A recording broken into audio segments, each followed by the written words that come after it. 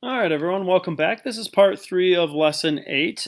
In this next exercise, I'm going to show you how to draw parallel lines using angle duplication. So here are a set of steps, but I'm going to kind of just go through this in a more simplistic way. So we have this line down here, and I want to make a perfectly parallel line above to this line.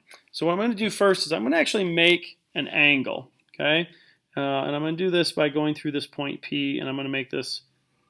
Basically, this is a transversal, or what's going to end up being a transversal.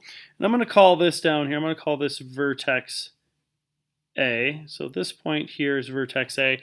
And we're going to use what we learned in the last video for angle duplication to create our parallel line that's going to be up above here.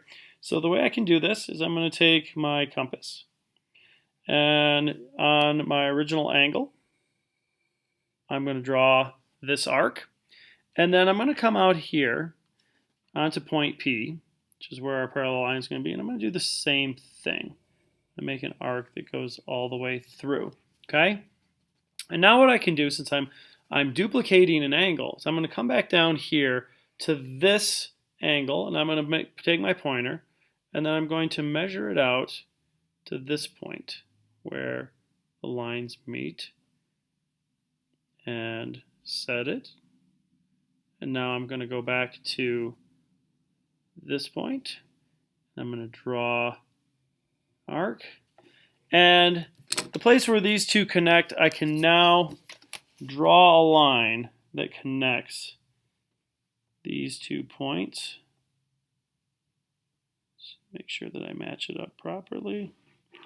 And now I should have 2 lines that are perfectly parallel to each other, running one on top of the other. Okay, when we come back in the next video, we're going to look at how to build an equilateral triangle inside of a circle.